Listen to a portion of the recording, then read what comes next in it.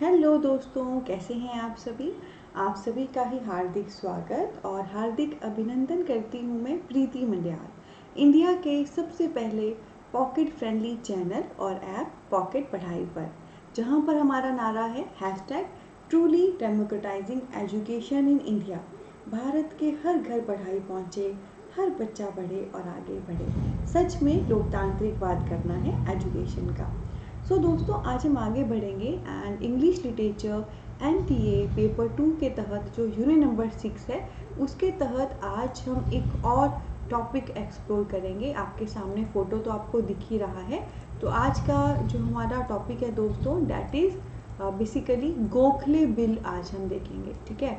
और यहाँ पे देखिए बकायदा गोखले जी का फ़ोटो भी लगा हुआ है और ये सारी आपको टेबल चेयर दिख रहे होंगे, ये सामने ब्लैक बोर्ड दिख रहा होगा। तो इतना तो समझ ही गए होंगे आप कि पढ़ाई लिखाई से संबंधित बात हो रही है।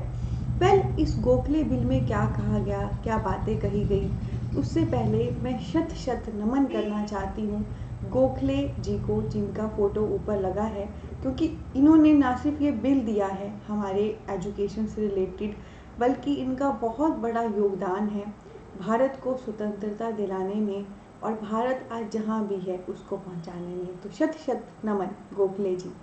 और क्या आपको गोखले जी का पूरा नाम पता है तो कमेंट बॉक्स में बताइएगा, ठीक है। तो गोखले बिल गोखले जी ने दिया, ये इसके मेन चेयरपर्सन थे, तभी इसका नाम जो है गोखले बिल बन गया। तो आप सबको पता ही है किसी भी बिल का नेम उसके चेयरपर्सन के नाम पे पड़ जाता है। तो ये बिल क्योंकि गोखले जी ने दिया, वो इसके चेयरपर्सन थे, मेन कर्ता धर्ता थे, तो हम इसको जो है गोखले बिल कहते हैं। तो आइए देखते हैं इसमें क्या क्या कहा गया है। दोस्तों, गोखले बिल को लेकर सबसे पहले मैं आपको बताना चाहती हूँ, गोखले बिल को हम गवर्नमेंट ऑफ इंडिया रिजोल्यूशन भी कहते हैं, ठीक है। जैसे हर बिल की कुछ खासियत थी ना, वुड्स डिस्पैच को मैग्ना कार्टे कहा था, एक और भी हमने बिल देखा था, कुछ एक्ट था उसको कुछ कहा था। तो वैसे ही ये जो गोखले बिल है दोस्तों, इनको जो है हम गवर्नमेंट ऑफ इंडिया रिजोल्यूशन कहते हैं। यानी कि काइंड ऑफ जो इंडिया में रिजोल्यूशन आई, भारत में जो ऑब्जेक्टिव आया, जो मकसद आया, उसकी गवर्नमेंट हम इसे कहते हैं। मतलब काइंड ऑफ जो एक पूरा टर्निंग पॉइंट था, पूरी जो सत्ता है, उस लेवल का दर्जा इस बिल को दिया गया है, गवर्नमेंट ऑफ इंडिया रिजोल्यूशन। यानी कि भारत की जो रिजोल्यूशन दी, भारत का जो ऑब्जेक्टिव था, भारत का जो मकसद था, उसकी गवर्नमेंट, उसका पूरा इसमें बताया गया है, ठीक है जी। और गोखले बिल बेसिकली आया था 1913 में, 1913 में। अगर आप ध्यान से देखेंगे ना, हम जितने भी ये persons, persona, acts, commission bill कर रहे हैं, ये सारे कोर्स में प्रॉपर क्रोनोलॉजिकली अरेंज है। पहले मैंने वो बिल कराया है जो पहले आया, फिर बाद में वो कराया है जो बाद में आया। तो ये भी बहुत खूबसूरती है, आप हर एक्ट, हर कमीशन, हर बिल को क्रोनोलॉजिकल वे से देख रहे हो, तो माइंड में बैठने में हेल्प मिलती है। एंड ये भी पेपर में प्रश्न आते हैं, भाई डिफरेंट एक्ट्स कमीशन आ गए और आपको बोल दिया जाए इनको क्रोनोलॉजिकली अरेंज करो, तो जब आपने पढ़े ही वो क्रोनोलॉजिकली हैं तो अरेंज करने में भी हेल्प होगी। और मैंने कहा ही है ना, आगे दौड़ पीछे चौड़ नहीं करनी है। ऐसा नहीं पढ़ पढ़ के आगे बढ़ते रहे और पीछा छोड़ते रहे, आगे बढ़िए पीछे का ले जाते हुए। गोखले बिल 1913 में आया, इसको हमने कहा गवर्नमेंट ऑफ इंडिया रिजोल्यूशन भाया, जो मैंने आपको समझा दिया। भारत का जो रिजोल्यूशन है, भारत का जो मकसद है, भारत का जो ऑब्जेक्टिव है, उसका पूरा डिपार्टमेंट, उसका पूरा गवर्नमेंट, उसका पूरा सत्ता इसमें बताया गया था। अब आइए देखते हैं दोस्तों इसकी खासियत क्या है। तो इसमें कुछ आर्ग्यूमेंट्स भी थे और इसमें कुछ रिकमेंडेशन भी थी। यानी कि इसमें कुछ चीज़ों को लेकर काइंड ऑफ आर्ग्यूमेंट किए गए थे, कुछ चीज़ों को लेकर बताया गया था कि कैसे ये सही नहीं है। और फिर साथ में सिर्फ यही नहीं बताया गया कि ये सही नहीं है, साथ में ये भी बताया गया कि जो सही नहीं है उसके रिगार्डिंग हमको ऐसा क्या करना है कि वो सही हो जाए, इसने रेकमेंडेशन भी दी। तो मैं क्लैपिंग करना चाहूँगी, क्योंकि प्रॉब्लम है, प्रॉब्लम है, प्रॉब्लम है, ये सब बताते हैं, पर प्रॉब्लम के साथ जो सॉल्यूशन भी बताएं वो हमारे दिल में छा जाते हैं। तो गोखले जी को सल्यूट, इन्होंने आर्ग्यूमेंट्स किए, प्रॉब्लम भी बताई, पर साथ में उनको सॉल्यूशन कैसे करना है उसके रिगार्डिंग इन्होंने रेकमेंडेशंस भी दी। तो देखिए दोस्तों, सबसे पहले इन्होंने क्या कहा कि कोई भी सुटेबल टेक्स्ट बुक नहीं है, मतलब हमारी जो किताबें हैं वो सही नहीं है। कोई भी टेक्निकल वोकेबलरी सब्जेक्ट्स में नहीं है। जो टेक्निकली वे से जो वोकेबलरी होती है, जैसे अगर मैं मैकेनिक्स की बात करूं या साइंस की बात करूं, साइंटिफिक लेवल पे बात करूं, तो नॉर्मल शब्द वहाँ पे नहीं चल पाते, वहाँ पे टेक्निकल शब्द, टेक्निकल वोकेबलरी की जरूरत पड़ती है, वो नहीं है, ये इन्होंने कहा।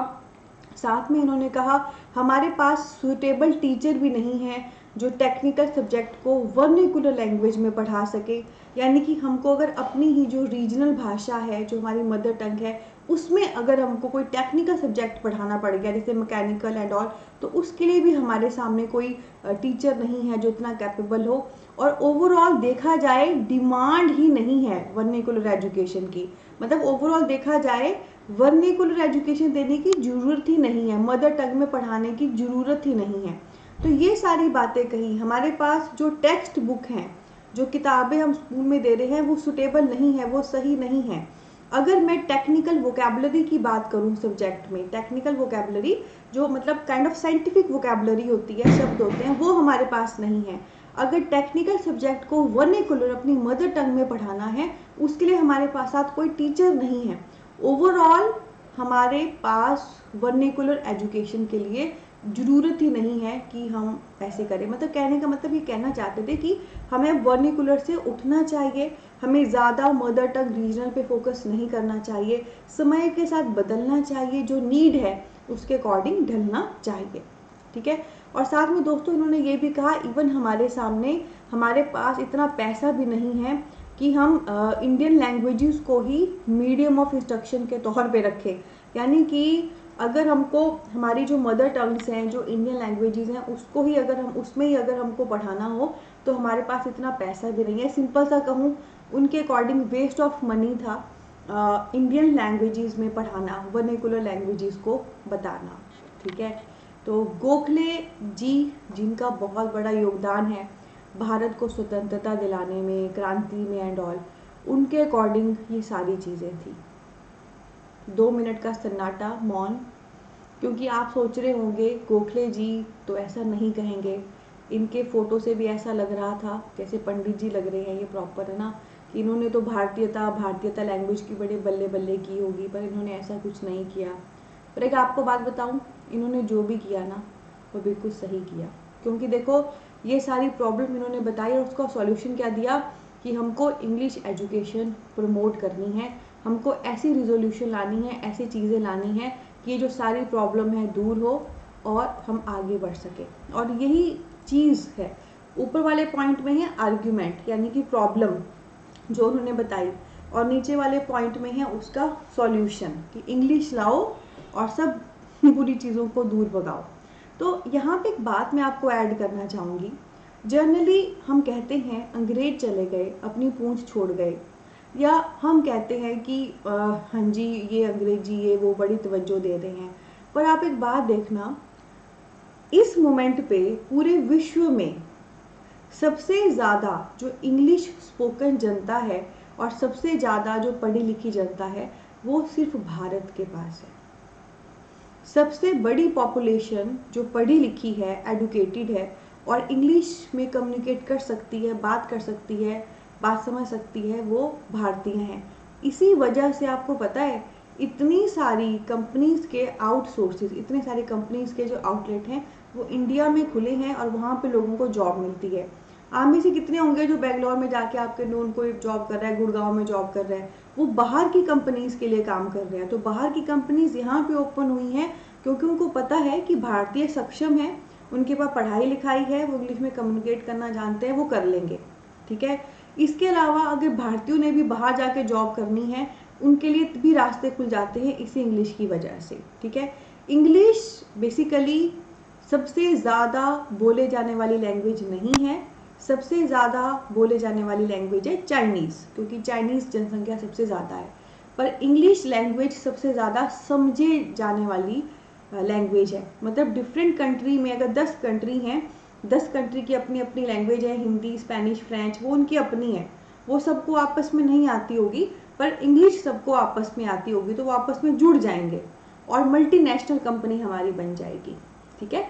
तो सम टाइम हम कहते हैं कि इंग्लिश सबसे ज़्यादा बोली जाने वाली लैंग्वेज है, तो उसको मैं सही करना चाहूँगी। सबसे ज़्यादा बोली जाने वाली लैंग्वेज तो चाइनीज़ है, पर सबसे ज़्यादा अंडरस्टैंड करने वाली, सबसे ज़्यादा समझी जाने वाली लैंग्वेज इंग्लिश है। और अगर आपको वो आती है तो आपका सर्वाइवल इंडिया और इंडिया के बाहर दोनों में ही बेहतरीन हो जाता है। इसी वजह से हम इंग्लिश को तवज्जो देते हैं। तो गोखले जी के लिए मैं क्लैपिंग करना चाहूँगी। ये वो चंद लोगों में से हैं जिनकी वजह से इंग्लिश को वो इम्पोर्टेंस मिलती है और हम सर्वाइव कर पाते हैं।